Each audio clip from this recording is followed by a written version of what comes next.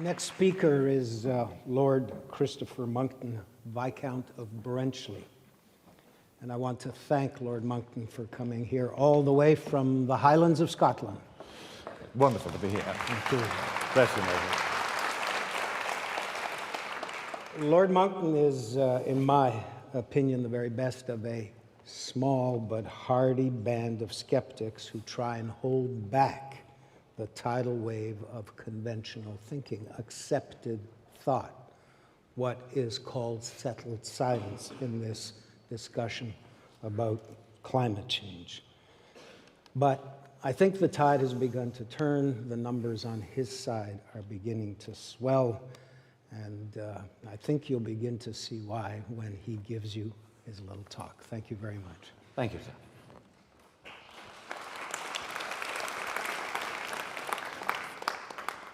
My lords, that's me. Ladies and gentlemen, what a delight it is to be here in Canada. When I got Moses' letter, I was very excited. It said, every year we invite 50 of the world's greatest minds to come to Toronto and give us their ideas. But this year it's going to be different. We're going to bring 50 of the world's greatest minds and you. So, thank you, Moses, baby. It is a delight to be here, and I am notorious for plain speaking, but I do not intend to give offense to anyone, so if you want to cry, please do it quietly. Now, at the Intergovernmental Panel on Climate Change, they don't do simple. So if you ask them to call a spade, they would instead call it a one-person-operated, manually controlled, foot-powered implement of simple and robust, yet adequately efficacious lignometallic composition, designated primarily, though by no means exclusively, for utilization on the part of hourly paid operatives deployed in the agricultural, horticultural, or constructional trades or industries, as the case may be, for purposes of carrying out such excavational tasks or duties as may from time to time be designated by supervisory grades as being necessary, expedient, desirable, apposite, or germane, with regard to the ongoing furtherance of the task or objective in hand, or, on the other hand, underfoot, Secretary-General.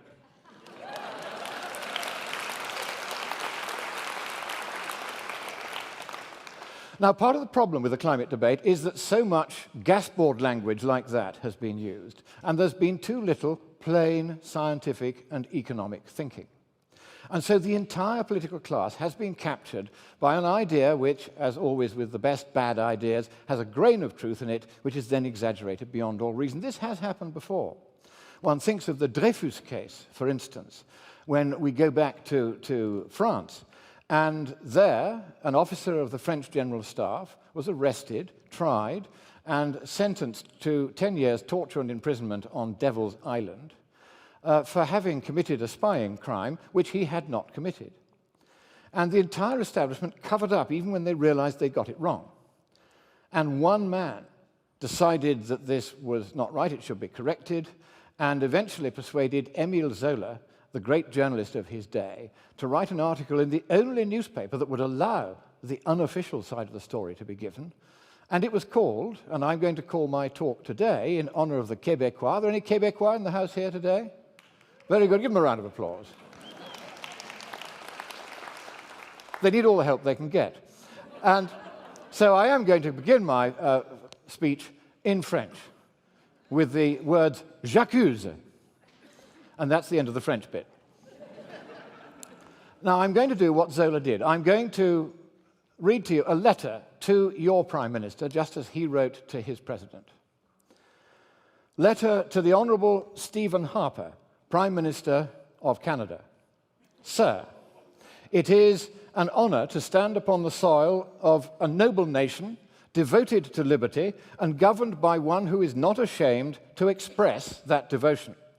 In this great city, not 4 weeks ago, you said of the generations to come, they must be forever reminded, forever, that the freedom and peace they stand to inherit was earned through struggle and sacrifice, and must always be cherished as a precious and unique thing. During the 20th century, communism's poisonous ideology and ruthless practice slowly bled into countries all around the world on almost every continent. The result was nothing short of catastrophic. More than 100 million souls were lost, an almost incomprehensible number. Our hearts break for those who suffered, and we mourn for those who were crushed. In Canada, we feel this pain so acutely because nearly 1/4 of all Canadians were either held captive by communism's chains or are the sons and daughters of those who were. Recent events in the Ukraine are a warning.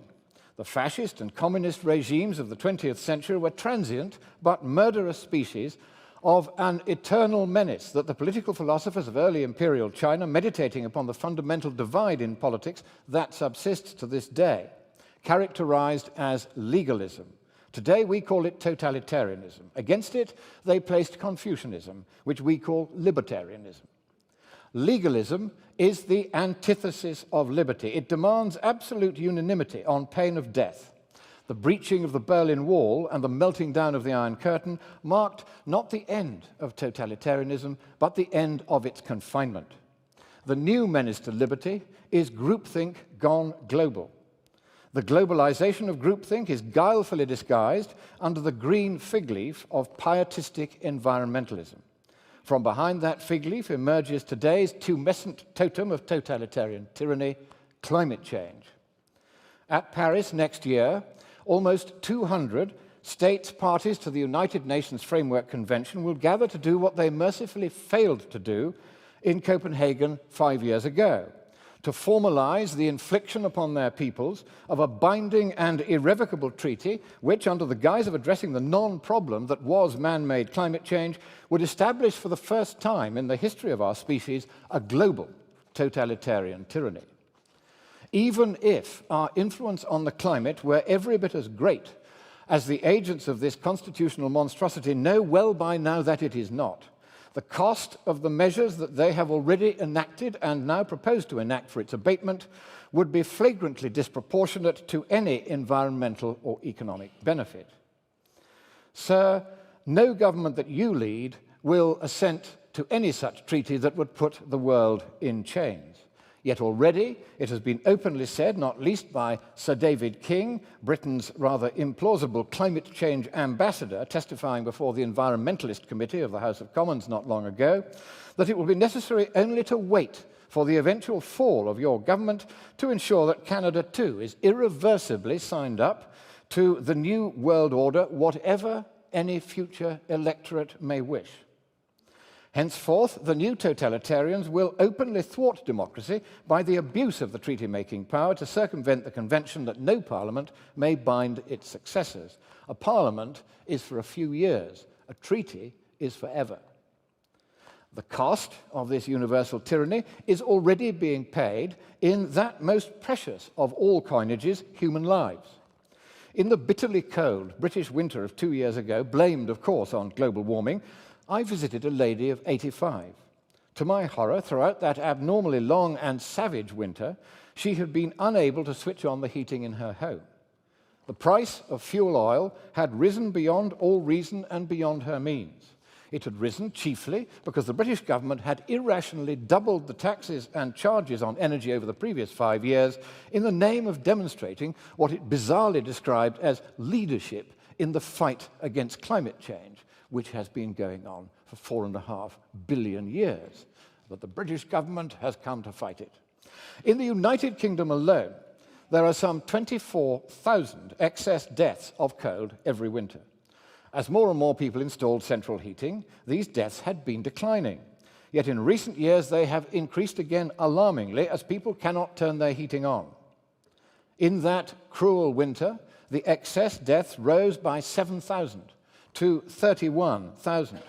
The victims of the climate scam didn't die because the weather was cold. They died because their homes were cold. The British government's climate policy had seen to that.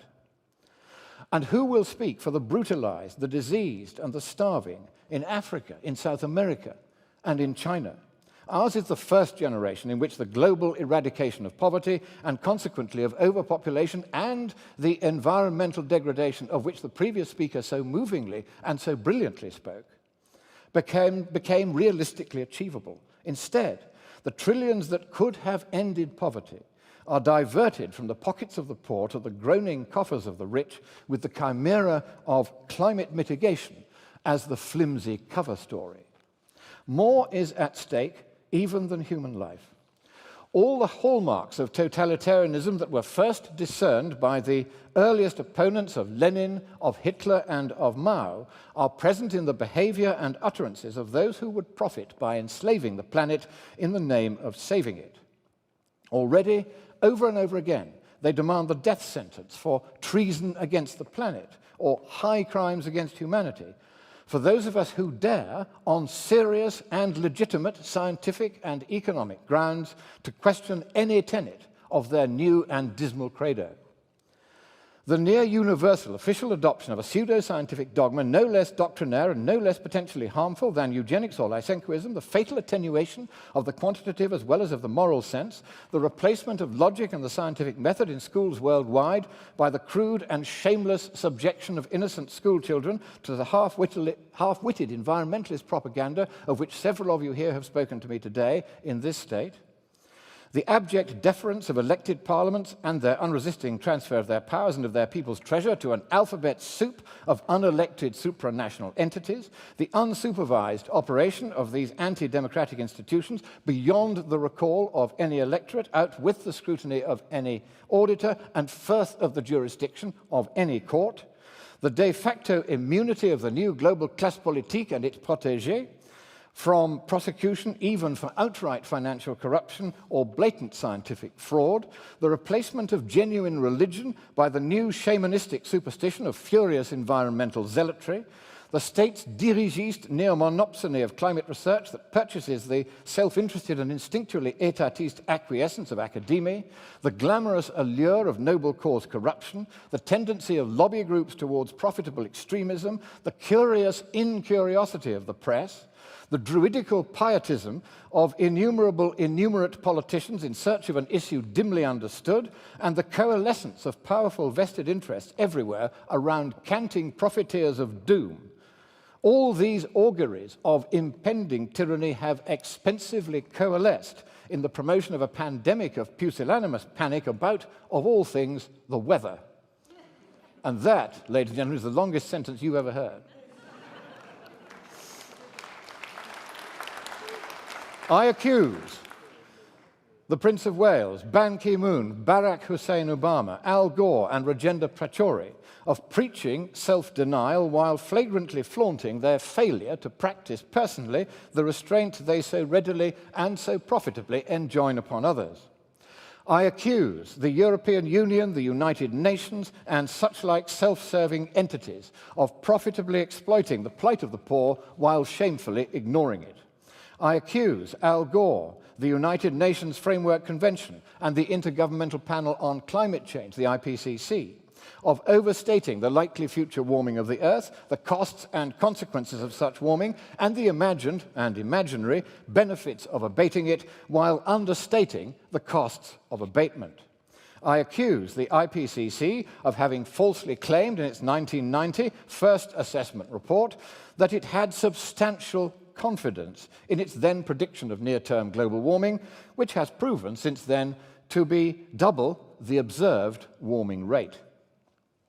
I accuse the IPCC of having allowed a single scientist in 1995 to replace 5 correct statements in its second assessment report to the effect that no human influence on global temperature could yet be detected, with a single false statement saying the direct opposite.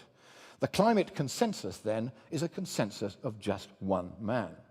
I accuse the IPCC of having falsely attempted to abolish or minimize the medieval warm period, seen clearly here in an earlier record by it and also in a sea level record, in its 2001 assessment report, in defiance of overwhelming evidence in the learned journals that that period was real, was near global, and was almost everywhere warmer than the present. I accuse the IPCC of having, without scientific justification, permitted the inclusion in its 2007 fourth assessment report of a statement that all Himalayan glaciers would vanish by 2035, and I accuse Dr. Pachauri, its climate science chairman, of having for many months dismissed as anti-scientific all attempts to correct this error. I accuse Dr. Pachauri and the IPCC of refusing to correct on request an influential error in the fourth assessment report by which they falsely stated that the rate of global warming was itself accelerating and that we were to blame. I accuse the IPCC of having falsely claimed with 95% confidence in its 2013 fifth assessment report that recent global warming was mostly man-made, and I accuse the universities of Queensland and of Reading of falsely claiming that research by their personnel had found 97.1% of 11,944 scientific papers explicitly stating that recent warming was mostly man-made, when the researchers themselves, in their own data file, had marked only 64 papers, or 0.5% of the entire sample, as endorsing the supposed consensus thus described.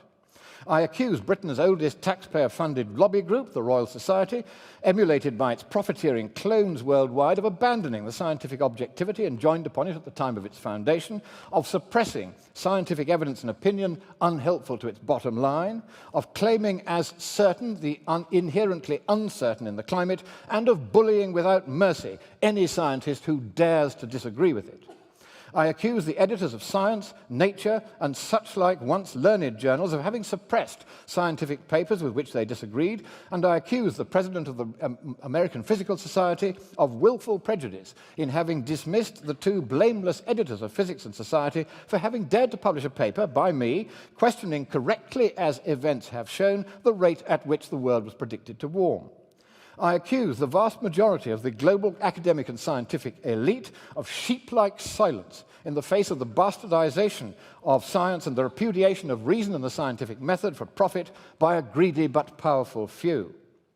I accuse Greenpeace and such-like lobby groups of exploiting the environment as a mere cover for their totalitarian political ambitions and of relentlessly brainwashing their hapless and untutored supporters with scientific misrepresentations.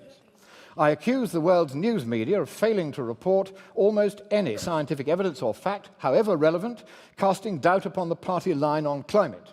In particular, that the satellites show no global warming at all for 17 years, 9 months. There is the actual record from the scientists. There is the trend line calculated on it. It is horizontal. No warming has happened for 17 years, 9 months. I bet you haven't been told that before. That sea level may not be rising at all. Green on this graph is the actual measured sea level. Red is what was published. Do you notice the difference between the two? That global sea ice extent, here is the official record, has changed little in the past 35 years. That hurricane intensity, frequency, and duration are just about at their least in half a century.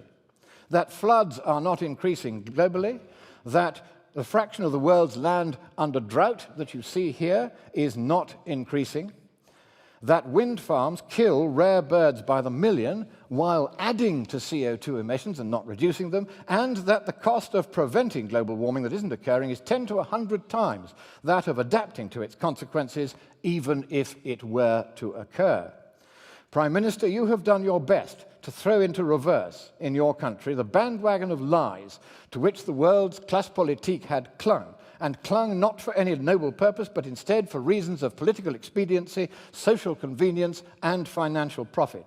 Your nation has wisely and rightly resiled from the costly but useless Kyoto Protocol, for the one good point of that treaty was that it contained an explicit provision permitting states parties to give 3 months' notice to quit. That is my reason for writing. I invite you, sir, to propose to your fellow heads of government that any climate treaty should contain an escape clause, for that would spare us from losing forever that liberty which, though it be our birthright, each new generation must vigorously and vigilantly defend for itself and for those who will follow. Canada has long stood as a redoubt against totalitarianism and a welcoming foster mother to millions of its victims. By the one small step that I have proposed, you may yet prevent the nations of the earth from committing themselves purposelessly and permanently, not only to a cruel diversion of their generosity from doing good to doing nothing but harm, but also to an abrogation of their sovereignty and of their people's democratic freedom of decision on a vain pretext, which after a few more years have passed, will be seen by all to have been a mere will-o'-the-wisp that vanished away in the kindly light of reason, of evidence, and of events. God bless you, sir, and God bless Canada.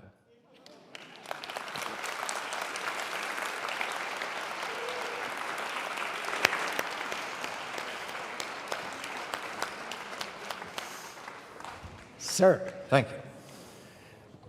tell them what you really think. I watered it down a bit. I do apologize. So in this increasingly volatile debate, I think the irrepressible humor of Lord Monckton, as well as his imperious authority, have led the charge, and I do sense that more and more people are swinging over to the skeptical side. Here in Canada, of course, we face significant rises in hydro costs, and I hate the windmills. Not just because of the hijacked money, it's because of the birds. They build the windmills where the winds are. And guess where the birds are? Where the winds are. Or eventually. Thank you so much. Thank you very much. Yeah. Yes, of course. While Put a we're just hand standing down. here. That's it. There you go. Okay, Lord. It was a good one. Let's Yeah. walk in the back and take them all. What is the difference between a lord and a viscount? A viscount is a very grand... I've been asked what is the difference between a lord and a viscount. A viscount is very grand and very rare. You are in the presence of greatness. There are only 29 viscounts in the whole world. And 2 of them are here, because not only am I a viscount, but the next speaker, and if you thought I was any good, just wait till you hear him, Matt Ridley, he's a viscount as well. So you've captured 2 out of 29. Keep working at it. You could yet collect the full set. Can you be a lord and a viscount at the same A time? viscount is a lord, but a lord is not necessarily a viscount. I see. You have to be very specially grand. I'll tell you how I got my peerage. I worked really hard at it. I chose my parents carefully. That's splendid.